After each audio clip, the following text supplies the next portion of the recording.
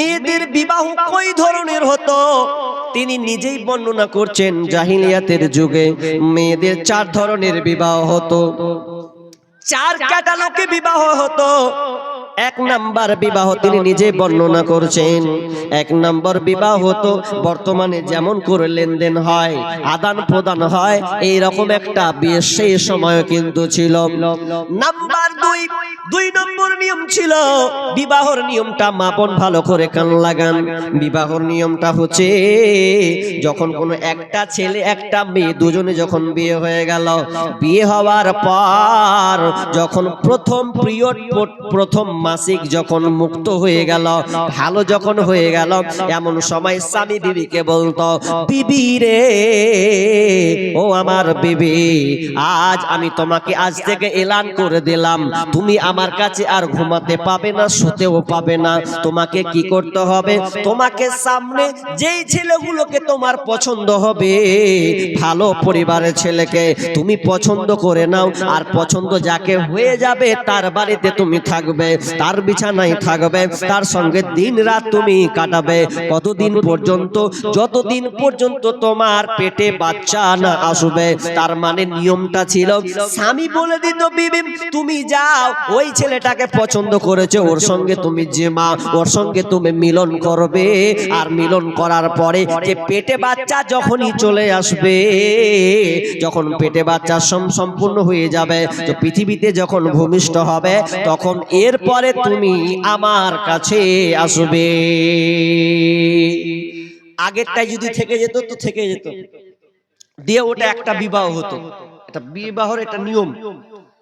এখন যদি ওটা করে দেয়, মেয়ে ছেলে একদম ছক্কা চালিয়ে দেবে। যদি ওই এটা হয়, না হলেও তো পরকিয়া মায়েরা করছে, বোনেরা করছে, ছাড়বে না তো, ওটা পেন্ডিং এ রাখেন, বলবো পালাবে বাকি কটা, তখন ওই গাজালটা বলবো, তার আগে বলবো।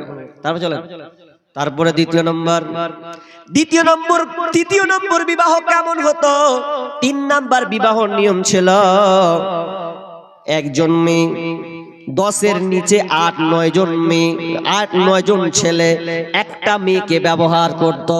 সেই সময় নিয়ম ছিল, একটা মেয়েকে 8-9 জন ছেলেতে মেয়েটাকে ব্যবহার করত, এক কথায় উপভোগ করত। ওই 8-9 জন ছেলে একটা মেয়েকে ব্যবহার করত। ব্যবহার করার পর যখন এই মেয়েটা প্রেগনেন্ট হয়ে যেত, পেটে বাচ্চা আসতো, পেটে বাচ্চা আসার সময় এরপর সেই নির্ণয় করত কে আমার স্বামী হবে। তখন ওই 8-9 জন ছেলেকে কিন্তু ডাকতে বাধ্য হতো, আসতেই হতো। ওই 8-9 জন ছেলে এসে মেয়েটার সামনে এসে বসতো। মেয়েটা বলতো, তোমরা 8-9 জন আমাকে ব্যবহার করেছ, তোমাদের কারণে আমার পেটে বাচ্চা এসেছে, তো 9 জনের মধ্যে একজনকে চয়ন করব।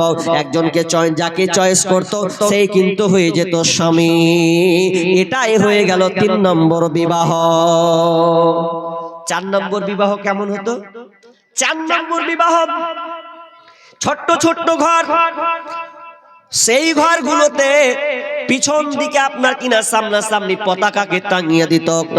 পতাকাটা টাঙলে বুঝতে পারতো এটা বেশ্যামি, এটা আপনার কিনা পতিতালয়।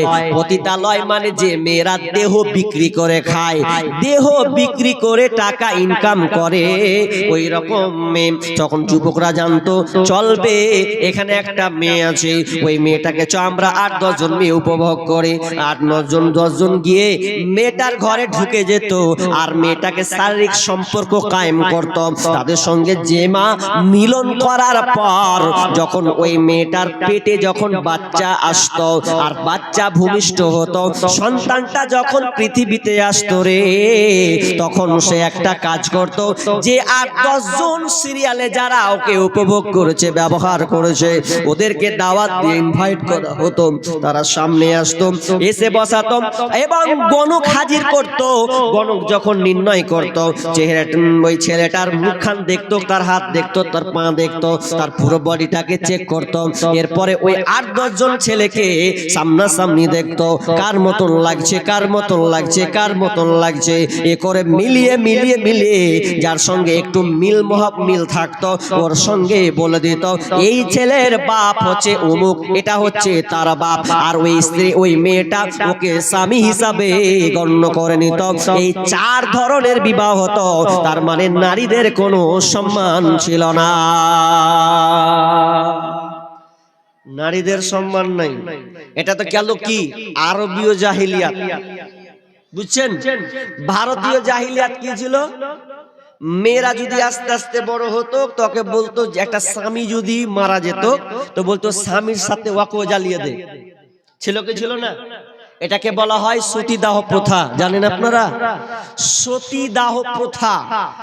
রাজা রামমোহন রায় এটাকে লড়াই করে, সংগ্রাম করে 1819 সনে এটাকে বন্ধ করার চেষ্টা করলেন লর্ড বেন্টিং এর কাছে, উইলিয়াম বেন্টিং, তার কাছ থেকে কলকাতা গিয়ে তিনি বন্ধ করেছেন। এটা গেল। দ্বিতীয়ত, মেয়েদেরকে ইজ্জত হরণ করতো তার একটা প্রমাণ হচ্ছে সেদুর। ভালো করে কান লাগান। একটা বই পড়ছিলাম, পর্দা, বইটাতে জাহিলিয়াতের ব্যাপারে অনেক বিষয় আলোচনা আছে। ওই বইটাতে ভারতীয় জাহিলিয়াতের কিছু নমুনা তুলে ধরছেন, তার মধ্যে একটা সেদুর। মেয়েরা সেদুর কেন দেয় দেখেছেন না? সেদুর, এ সেদুর দেয় মানে বিয়ে করলো আর স্বামী তাকে সেদুর পরিয়ে দেবে, তার মানে ওর স্ত্রী হয়ে গেল। এটা কখন আবিষ্কার হলো জানেন? আপনাকে তথ্যটা বলে দিচ্ছি, ভালো করে কান লাগান। আমার বানানো তথ্য না, আমি ইতিহাস থেকে পেয়েছি বলছি।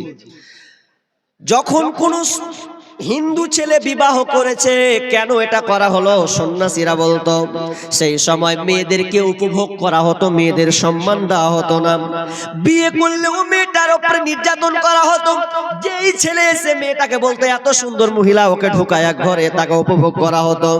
এই জন্য সন্ন্যাসীরা একটা আবিষ্কার করলেন যে মেয়েটা বিয়ে হয়েছে যেন পাবলিক জানতে পারে এর সঙ্গে একটা যুক্ত হয়েছে, তার তত্ত্বাবধানে কেউ আছে, তার স্বামী আছে। তখন আপনার সন্ন্যাসীরা একটা ছক টানলো, একটা দাগ দিল কি যে বিবাহ করবে সে যেন সেদুরটা লাগিয়ে দেয়। আর সেদুরটা লাগিয়ে মানে রেড সিগন্যাল, তার মানে এখানে খাতরা আছে, খবরদার হাত লাগাবি না, এর কিন্তু জোড়া হয়ে গেছে, ও কিন্তু একা নয়, জোড়া হয়ে গেছে। ওই জন্য যেন মেয়েটাকে কেউ আর ব্যবহার না করে তার স্বামী ছাড়া। আর যখনই দেখবেন কত জঘন্য সেদুর দেওয়া, তারাই নিজেরা বলছে যখন স্বামী বেঁচে আছে মানে সেদুর দিয়েছে, যেদিন স্বামী মারা যাবে সেদিনকে দেখবেন ওরা এটাকে মুছিয়ে দেয়। মুছিয়ে দেয় না? এইভাবে মুছিয়ে দেবে, চুড়ি ভেঙে দেবে। তার মানে ওর সঙ্গে যে সম্পর্ক ছিল ওর স্বামী তত্ত্বাবধানে আর না, এখন মানে ও একা। সেদুর মিটিয়ে দিলে মানে ও একা, এবার লাইনে ঢুকে যাও। নিয়ম সেদুর মাখা। আপনাকে বাস্তব কথা বলছি, আমি তখন বক্তা জগতে বক্তা হইনি, ওই 4-5 বছর আগের কথা বলছি। আমি ন্যাশনাল হাই রোড দিয়ে যাচ্ছি, সাইকেল চালিয়ে যাচ্ছি, তখন বাইক চালাতে শিখিনি। সাইকেল চালাচ্ছি তো এক জায়গাতে একটা ছেলে আর একটা মেয়ে দাঁড়িয়ে ঝগড়া করছে। হিন্দু ছেলে হিন্দু মেয়ে ঝগড়া করছে। তো ঝগড়া করতে করতে করতে ছেলেটা খালি বারবার বলছে এই মিটাবো মিটাবো, মানে ও সেদুটাকে এখন মিটাবে আগে জ্বালাতে রাস্তাতে। আমি বলছি যা বাবা কি হলো এটা? তখন মেয়েটা খালি ওর হাত খানি ধরছে, এই দাঁড়াও, কি করে না করে দাও। বলছে বল, মানে কি যে ঝামেলা হয়েছে বল, স্বীকার কর। এমন করছে, ওই স্বীকার করবি না? দেখ দেখ এখানে হাত আছে, দেখবো সেদুর একদম উঠিয়ে দেবো এরকম। আর মেয়েটা খালি এভাবে হাত ধরছে বারবার, মানে সেদুরটাকে মিটাতে দিবে না। মিটিয়ে দিলে কি খালাস, খালাস মিটে গেলি বাদ। তো বুঝলাম যে সেদুরের কত দাম যে আছে, মানে স্বামী বেঁচে আছে, সম্পর্ক টিকে আছে। তো এটা ছিল ভারতীয় জাহিলিয়াত। খ্রিস্টীয় জাহিলিয়াত, খ্রিস্টান যারা, ওরা বলছে নারী হচ্ছে শয়তানের জাত, নারী শয়তান থেকে খারাপ, শয়তানের জাত ওরা। ওই জন্য দেখবেন খ্রিস্টানেরা পাদ্রীরা বিয়ে করে না, ওরা বিয়ে করবে না। কি করবে? ওরা আবার মিলন করবে। সন্ন্যাসী আপনার পাদ্রী, ওরা এসে মিলন করবে কিন্তু বিয়ে করবে না। ওই জন্য ওদের এইডস রোগ বেশি বের হয়, এটা সমীক্ষা বলছে। আর যারা ইহুদি, ওরা বলে কি জানেন? ওরা বলছে পুরুষের মানে পুরুষের দোষ চাইতে নারীদের বদগুণ অনেক খারাপ। মানে কি বলতে চাইছে যে পুরুষের দোষটাও ভালো কিন্তু নারীরা ভালো নয়, ভালোটা ওদের ভালো নয়। এটা হচ্ছে ইহুদের কথা। এবার চলেন মেয়েদেরকে সম্মান আল্লাহ সুবহানাহু ওয়া তাআলা কিভাবে দিয়েছেন বন্ধুরে। আল্লাহ সুবহানাহু ওয়া তাআলা বলছেন সূরা নাহাল 16 নম্বর সূরা 58 নম্বর আয়াতে আল্লাহ সুবহানাহু ওয়া তাআলা বলছেন ওয়া ইযা বুশিরা আহাদুহুম বিল উনসা যাল্লা ওয়াজহুহু মুসওয়াদ্দান ওয়া হুয়া কাযীম ইয়াতাওয়ারা মিনাল কওমি মিন সুই মা বুশিরা বি আয়ুমসিকুহু আলা হুনিন আম ইয়াদুসসুহু ফিত তুরাব ওয়া ইযা যখন তাদেরকে সংবাদটা দেওয়া হতো, যখন ওদেরকে বলা হতো তোমাদের মেয়ে কন্যা সন্তান হয়েছে, তখন তাদের মুখখানটা কালো হয়ে যেত।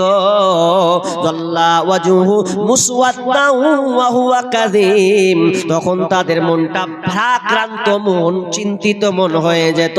আহারে আমার বাড়িতে কন্যা সন্তানের জন্ম হয়েছে। কেন তারা এই জিনিসটা করত? মনটা কেন খারাপ হতো? তারা ভাবতো এটা জাহিলিয়াত এমন একটি সময়, এই সময় যদি আমার মেয়েকে জন্ম দিই, আমার মেয়েকে তারা তাচ্ছিল্য করবে, তার উপরে আক্রমণ করবে, তার ইজ্জত হরণ হবে। আমার মেয়ের বিয়ে দেব, আমার মেয়ের বিয়ে দিতে গিয়ে অনেক টাকা লাগবে, জমি জায়গা দিতে হবে, অনেক কিছু বানাতে হবে, তার উপরে ঝি আমার মেয়ে পরের বাড়তে গিয়ে ঝি খাটবে। আর গ্রামের লোকটাকে ছি ছি করে, ওরে কত বড় তুই বেঈমান, আল্লাহ তোর উপরে এমন একটা জিনিস চেপেছে যে তোর বাড়িতে একটা কন্যা সন্তান জন্ম হয়েছে, তার মানে তুই মুখ পোড়া, কত রকমের কথা বলতো। আল্লাহ তাআলা ওই কথাটাকে তুলে ধরছেন ওয়া ইদা বুশিরা আহাদুহুম বিল উনসা যাল্লা ওয়াজহুহু মুসওয়াদ্দান ওয়া হুয়া কাযীম। কথা বলি, ভালো করে কান লাগান। কথা শুনতে গেলে বসে শুনতে হবে, তাহলে সবকিছু বুঝতে পারবেন। এই 10 মিনিটে কিছু বুঝতে পারবেন না, মন দিয়ে শুনতে হবে কি বলতে চাচ্ছি, গভীর তথ্য শুনেন। আপনার বাড়িতে একটা মেয়ে আছে, ভালো করে কান লাগান। আপনার বাড়িতে মেয়ে আছে, এখন ওই মেয়েটা 16 বছরের মেয়ে যদি হাত ধরে পালিয়ে যায় উমুকের বেটার সাথে, আচ্ছা আপনাকে ভালো লাগবে? ভালো লাগবে না? না বলবেন যে গরু বেচা গেল, এরকম বলবেন নাকি? কিছু কিছু জায়গা আছে গরু বেচে গেল, আর মান সম্মান আছে কিনা আল্লাহই ভালো জানে। যে গরু বেচে গেল, সব মালা বেচে গেল, কিছু লাগবে না, এটাও ঠিক। একদিক থেকে খারাপ নয়, একদিক থেকে খারাপ নয় যে দিতে হবে না বেটার বাপকে, এই শয়তানকে এগুলো লাগবে না। ওই শয়তানের লেগে একটা গাজাল বলে লাস্টের বেলায় বলে যদি দেন কিছু মাল ঝাড়েন তাহলে চলেন। তারপরে কি বলছি, যে মেয়ে যদি পালিয়ে যায় তো বাপ অটোমেটিক রাগ উঠবে যে বাড়ি, তাই তো বস্তা বন্দি করবে, পুঁতে দেবো, গেঁড়ে দেবো, আর অনেক কিছু কথা বলবে কি বলবে না, এটা স্বাভাবিক বলবে। তো এই ধরনটা এত কঠিন, তো সেই জামানার এরকম কঠিন ছিল যে মেয়ের ইজ্জত হরণ হবে, আমি বাপ সহ্য করতে পারবো না, তার চেয়ে আমি ওকে গলা টিপে মেরে দেব, হত্যা করে দিব, অনেক ভালো। মা খাদিজা রাদিয়াল্লাহু তাআলা আনহা এমন একটা সময় ছিল জাহিলিয়াতের যুগে, বিশ্বনবী ঘরে বসে চিন্তায় আছেন, আহারে মানুষ কি কখন বুঝবে না। কারণ একটা মেয়ে যখন রাস্তায় চলতো বন্ধুরে, 4-5টা ছেলে বলতো মেয়েটার পেটে কি আছে বল, তখন মেয়েটার মাঝখানকে চিড়ে দিয়ে বাচ্চা বের করতো, জিদাজিদি করতো, গেম খেলতো মেয়ে পেটে বাচ্চাকে নিয়ে। কত জঘন্য ছিল সেই সময়। এক সময় রাত্রে তিনি শুনতে পেলেন একটা বাচ্চা কান্না টুকরে করে, বাচ্চা শিশু বাচ্চা কান্না করছে। বিষ্ণু বলছেন খাদিজা, পাশের বাড়ি এত রাতে বাচ্চা কেন কান্না করছে, একটু খবরটা নাও না। তখন মা খাদিজা রাতের বেলায় বাড়ি থেকে বের হলেন। বের হওয়ার পর যেই বাড়িতে বাচ্চা কান্না করছিল ওই বাড়িতে ঢুকে তিনি একটা খবর দেখতে পেলেন। কি রে, এই সময়তে আতুর ঘরে একটা মেয়ে কন্যার জন্ম হয়েছে, এই জন্য মেয়ের গলা টিপে মেয়েটাকে টিপে মারা হলো। এই ঘরে মেয়েটাকে মেরে দিয়েছে। গিয়েছে, আর মরে যাওয়া আর বাচ্চার আওয়াজ শুনতে পাওয়া যায় না। নবীর কাছে যে বলছেন, ইয়া রাসূলুল্লাহ, ও আমার স্বামী, এই বাড়ির মালিকেরা তারা কন্যা সন্তানটাকে গলা টিপে মেরে দিয়েছে। কেন মারলো? তো মেয়ে সন্তান হয়েছে বলে মেয়েটাকে গলা টিপে মেরেছে। বিশ্ব নবীর চোখ দিয়ে আরো পানি টপ টপ টপ করে পড়ে। কি করা যায়, কি করা যায়? এই গ্রামের মানুষকে তো বুঝাতে পারি না। বিশ্ব নবী বলেন, খাদিজা রে, তুমি আমাকে কিছু খাবার দাও, ওই খাবারটা নিয়ে আমি গারে হিরাতে চলে যাব। গারে হিরাতে বসে আমি ধ্যানে মগ্ন থাকব। ইমাম বুখারী আলাইহি রাহমাত তিনি বর্ণনা করেছেন, বিশ্ব নবী একদিন নয়, 2 দিন নয়, 1 মাস নয়, 2 মাস নয়, টানা 6 মাস গারে হিরাতে ধ্যানে মগ্ন ছিলেন। কোন বেরাহি মৌন দাসী হীরা গুহার মাঝে, কারো বিরহে চোখের পানি ঝরায় সকাল সাজে। 6 মাস ধরে তিনি ধ্যানে মগ্ন থাকলেন। এরপরে আল্লাহ তাআলা কোরআন নাজিল করলেন। মেয়েকে পুঁতে মেরা হতো, একদম পুঁতে দিত, গলা টিপে মেরে ফেলতো, রাখবো না, কেনে নেবো, 2 দিন যাহাই হবে। শুধু তাই নয়, তা করার জঘন্য কাজ করতুম। ইয়াতাওয়ারা মিনাল কওমি মিন সুই মা বুসিরাবি, যখন তাকে সংবাদটা দেওয়া হতো, তখন ওই মেয়ের বাপ নিজের লজ্জা ঢাকতে গিয়ে, গ্লানি ঢাকতে গিয়ে নিজের গ্রাম থেকে পালিয়ে বেড়াতো। না না, লোকের কাছে যাব না। যখনই লোকের সামনে হচ্ছে, বলছে ছি ছি রে, তোর বাড়িতে বেটি হয়েছে, কুলক্ষণী হয়েছে, কত রকমের কথা বলতো। মাসির বাড়িতে যেতে পারতাম না, মামির বাড়ি যেতে পারতাম না, আপনার কিনা বন্ধুর বাড়ি পর্যন্ত যেতে পারতো না। এই ভয়ে তার মান সম্মান গ্লানিকে লুকানোর জন্য সে আপনার জায়গা জায়গা পালিয়ে বেড়াতো। আয়ুমসিকুহু আলা হুনিন আমিয়াদুসুহু ফিত তুরাব, তখন সে চিন্তা করত, মেয়েটাকে বাঁচিয়ে রাখবে না মেরে দেবে, মেয়েটাকে টিকিয়ে রাখবে না মেরে দেবে। আয়ুমসিকু আলা হুনিন আমিয়াদুসুহু ফিত তুরাব আলা শাআ মা ইয়াহকুমুন, তারা যে এই সিদ্ধান্ত নিত মেরে দেওয়ার, এটা কতই জঘন্য জঘন্য জঘন্য ছিল। মুফাসসিরগণ অনেক ঘটনা বর্ণিয়েছেন। আপনি কিতাবে কুরতুবীতে যদি তাফসীরে কুরতুবীর মধ্যে যান, বিভিন্ন তাফসীরে এই জাহিলিয়াত কর্মকাণ্ড তুলে ধরা হয়েছে। মেয়েরা যখন ছোট হতো, কোনো যদি কেউ যদি বাইরে বেড়াতে যেত বা বিদেশ যেত, বিদেশ থেকে এসে তার আগে বিবিকে বলতো, বিবি রে, যদি কন্যা সন্তান হয় তাহলে কন্যা সন্তানকে মেরে দেবে, বেটা হলে রেখে দেবে, বেটি লিব না বেটা হলে বাঁচিয়ে রাখবে, কারণ বেটি থাকলে আমার মুখ পুড়ে যাবে। কিন্তু মায়েরা এটা পারতো না। মা তো কোনোদিন পারবে না একটা সন্তানকে মারতে, কারণ একজন মা পেটে সন্তান নেই, 9 মাস 10 দিন পর্যন্ত পেটে ধারণ করে। এই মায়ের কতটা কষ্ট সন্তান প্রসব দিতে গিয়ে। বৈজ্ঞানিকরা বলছেন একটা মানুষ 47 ইউনিট ব্যথা অনুভব করতে পারবে, কিন্তু মায়েরা 47 ইউনিট ব্যথা নয়, বিজ্ঞানীরা প্রমাণ করেছেন 57 থেকে 58 ইউনিট ব্যথা তাকে অনুভব করতে হয়। আর 57-58 ইউনিট ব্যথা, এটা কেমন ব্যথা তারা উদাহরণ দিচ্ছেন। 206 খানা হাড়কে যদি একত্রিত করে দেওয়া হয়, তাহলে ওটাকে যদি একসাথে মুচড়ে বের করে দেওয়া হয়, তাহলে অতটা ব্যথা ওই মাকে ভোগ করতে হয়। তার মানে একজন মা ছাড়া কেউ বলতে পারবে না সন্তান প্রসব দেওয়া কত যন্ত্রণা আছে। এই জন্য দেখবেন গত বছর তার আগের বছরে পেপার দিয়েছিল, একজন মা বেঁচে শুয়ে আছে, মা সিরিয়াসলি এমন অবস্থা, সন্তান বাঁচাতে গেলে মা মরবে, আর মাকে বাঁচাতে গেলে সন্তান মারা যাবে। এখন ডাক্তার কি করবে বের করতে পারে না। এমন সময় মেয়েটাকে বলছে, মা তোমাকে একটা কথা বলি, কি বলো তো, তোমার এমন একটা অবস্থা হয়েছে, বলো দুটার মধ্যে একটা অপশন, তুমি তোমার ছেলেকে বাঁচাবে না তুমি বাঁচবে। তুমি যদি বাঁচো তোমার সন্তান মারা যাবে, আর সন্তানকে যদি বাঁচাতে চাও তোমাকে মরতে হবে। এখন কোনটা করবে বলো?